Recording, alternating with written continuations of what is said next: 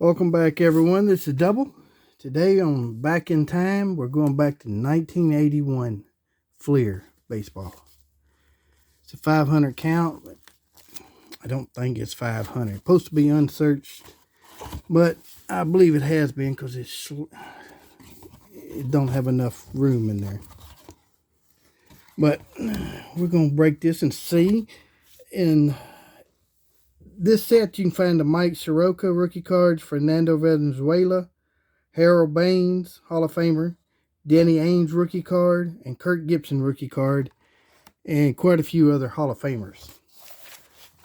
So we'll be giving this a look and see. Tear the box because I don't keep them and I don't sell them. I throw them away because I don't want people buying boxes and putting cards in there and selling them as unsearched. So we're going to give it a look here and see what we can find. Our first Hall of Famer, Gary Carter. Like I said, there's quite a few in here. Like I say, if it's not been searched. But it's always a chance with these. But these are go in a 5,000 count box I got. And nobody can ever do that again. Restock a box with them. Well, so far we're having no luck. Kerry Lansford, he was a really good third baseman, especially with the Oakland A's of the late 80s.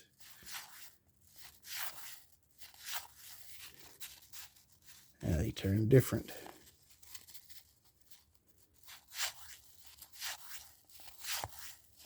Yeah, in 81, I was in 9th grade when these come out.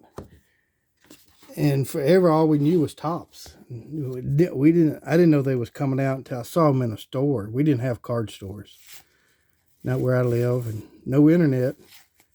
Didn't know what to think of them at first when I first saw them. Bruce Sutter, there's a Hall of Famer. Started out as a starting pitcher, then moved to relief, and was a great closer. Charlie Lee, he's from the Memphis area here. Big name around Memphis back then.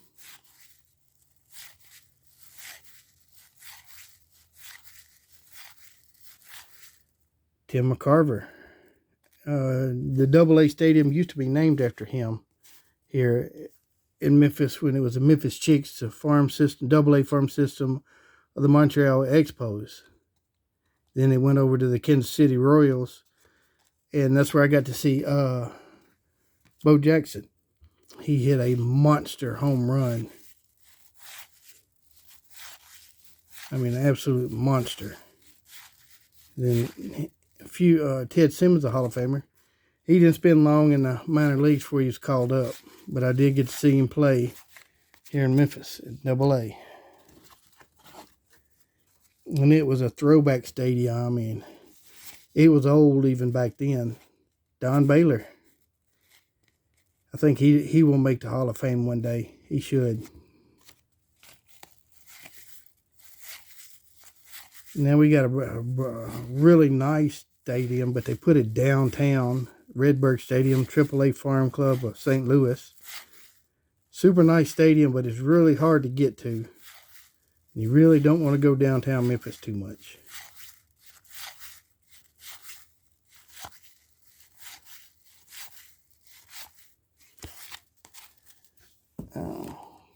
Yeah, I believe we got a search box, guys. Seeing very few Hall of Famers.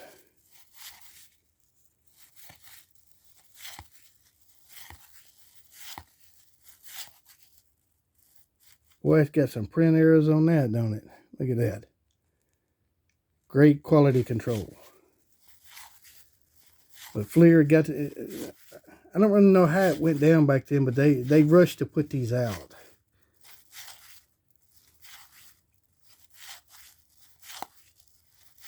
I know they had bubble gum in them for 81 and Top sued them, and then they started putting puzzle pieces, them and Don Russ in them. Stevie Ayer. Jack Clark was a monster. He feast or famine. He'll hit you a home run or he's going to strike out. He's one of the first that really started that bad trend.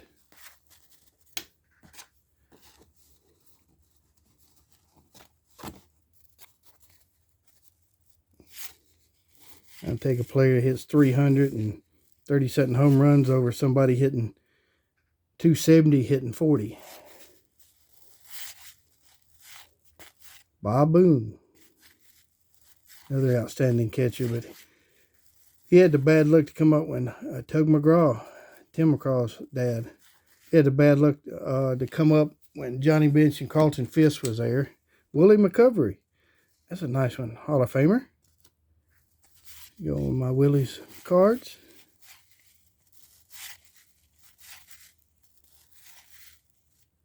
Sparky Lau.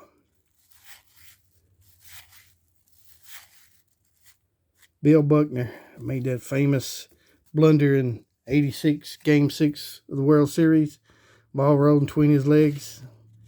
Let the Mets come back and win, and they won it in 7. Dave Keenan, another feast or famine player.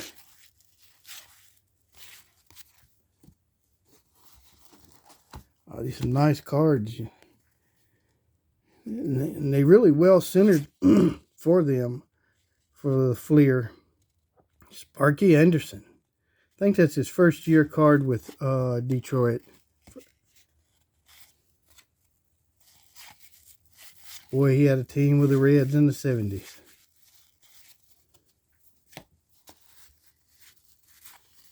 Yep, these have been searched because they're every which way. I think they supposed to go halfway through the box and they change over.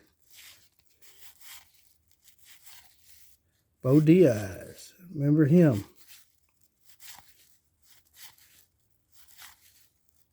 Mickey Rivers. Part of that Yankees 77-78 team. If you played him even with a bag, he'd lay down a bunt and beat it out. Dan Driston replaced Tony Perez, the heart of the Big Red Machine, and they never was right. He was a good player, but Tony Perez was a heartbeat of the Cincinnati Big Red Machine. Dusty Baker, he's going to be a Hall of Famer. Should be in as a player, but I think he'll get in as a manager. Ron Say, the Penguin. Dodgers. Gary Matthews. Davey Lopez. Boy, it brings back some memories. Mike Soroka, that's his rookie card. I'll set that over to the side. Go in the rookie pile. Greg Luzinski. He's another one, feast or famine. He hit you about 230, 235. Hit you quite a few home runs for back then. Let's see here. Where's the average on here? You see he had 39, 35 home runs. And he hit quite a few. Drove in 100 runs, but he wouldn't go give you no really good batting average. They ain't got the batting average on these things. Yeah, they do. Percentage. He had 228, 252.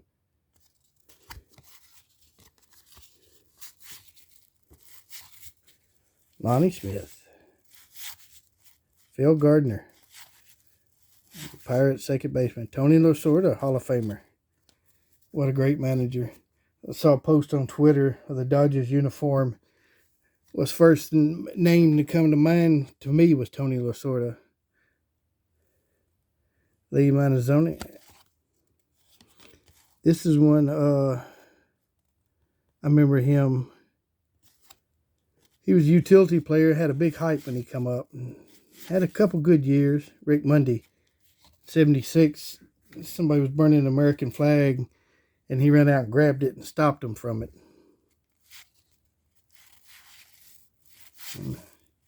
Dave Collins.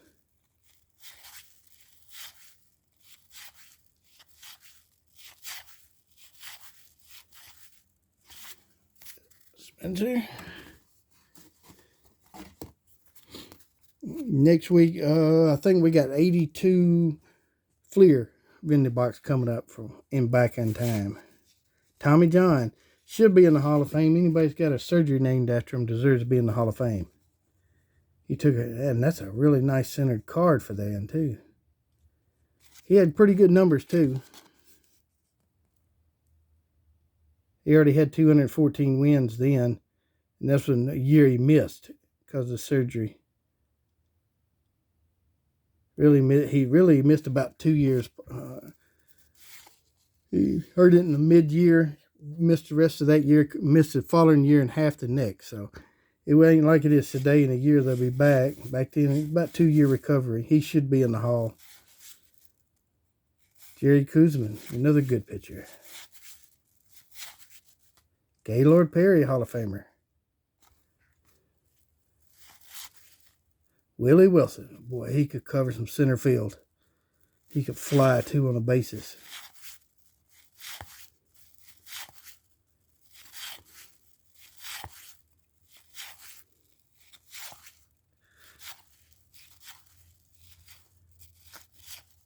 And Doug Flynn.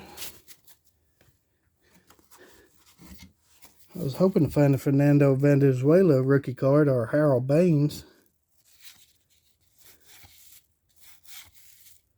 But this box was cheap. I had a feeling it was searched because it was so cheap. So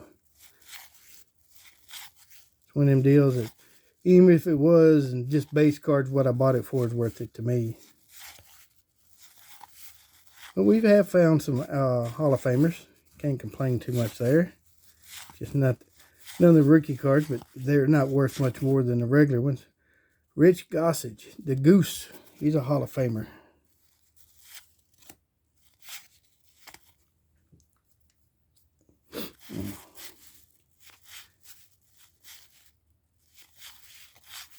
Dave Parker. He should be in the Hall. The Veterans Committee should put him in.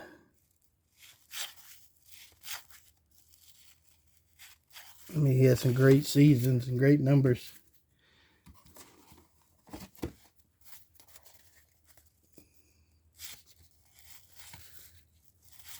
Let's see who else we got here. Joe Torres, manager. He's a Hall of Famer. But wrong New York team he made the Hall with. Oh, put that in the wrong pile.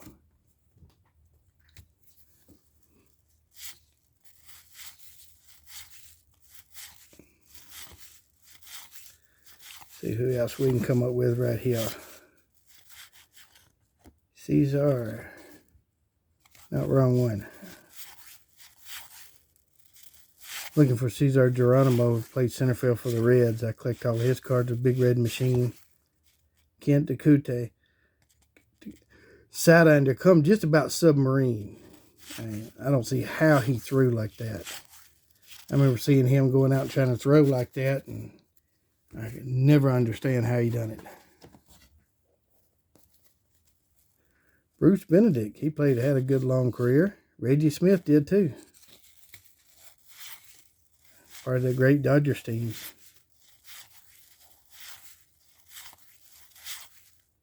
Jim Rice, Hall of Famer.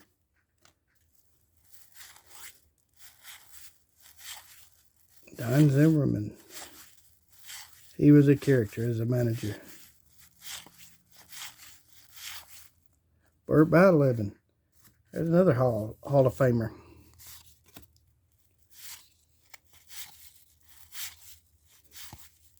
George Foster, part of that Big Red Machine. He should be in too. I mean, he led the league in home runs and RBIs for about 4 straight years, and he had pretty good numbers. I think the greatest team ever assembled, the 75 and 76 Cincinnati Reds. I think that team could have beat any team in history in the best of 7 series. The Great 8.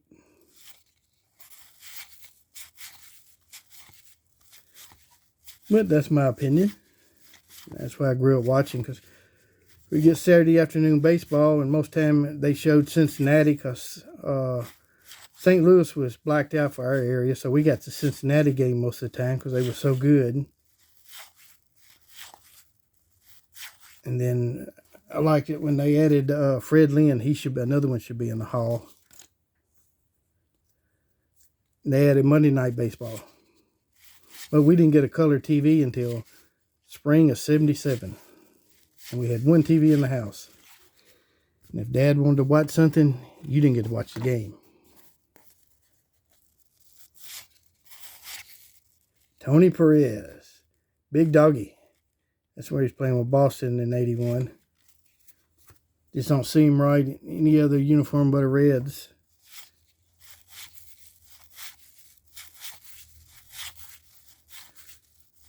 Yeah, we got a color TV in '77. That was our second TV in the house.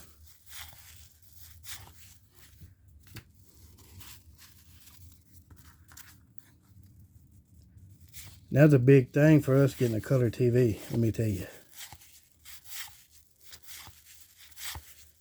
Bill Robinson, Dave Cash, Ray Knight took over for Pete at third when Pete left.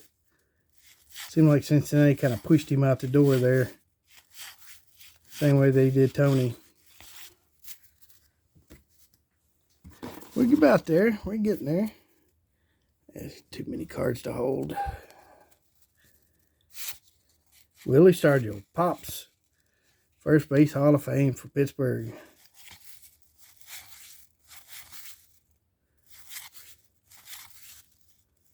People forget, Pittsburgh won 2 World Series. I think it was 71 and 79 in the 70s. That team kind of gets overlooked. They had a great team all the way up. Ken Griffey Sr. There we go. Nicely centered, too. Put that with my big red machine. There's another George Foster. Joe Morgan, Little Joe. The greatest second baseman to ever play the game. There again, I'm biased for that team.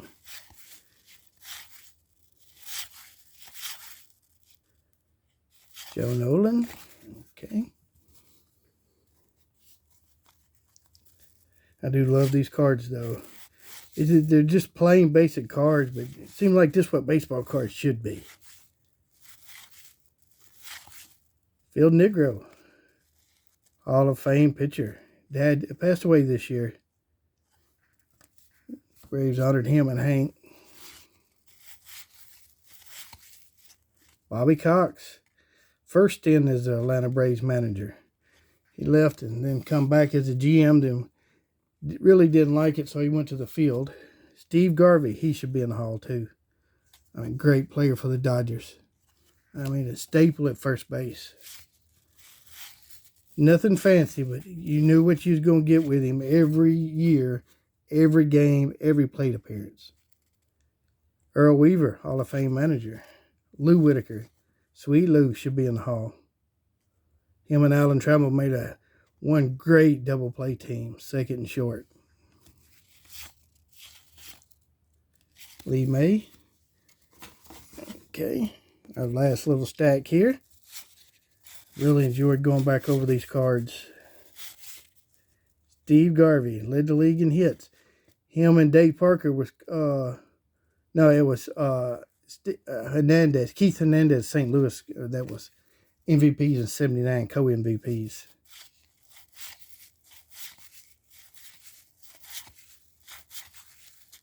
Bill Lee again.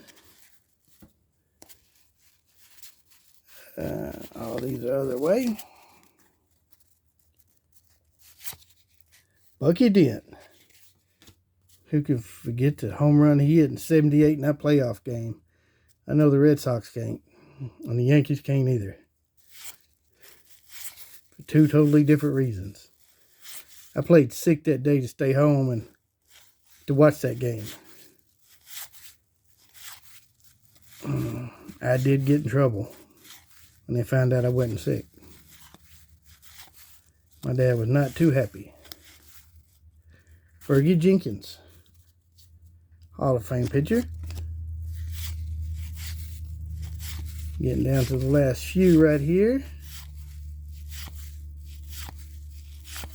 And that'll do it. No, the big rookie cards, like I say, some of these cards was missing. This probably been searched, but we did get quite a few Hall of Famers and a couple of minor rookie cards. But I hope you enjoyed going back in time to 1981 with me. And if you like this, please give me a like and leave me a comment. More important, I really like the comments, good or bad. And I hope everybody has a safe and blessed weekend. And I'll be hollering at you Saturday.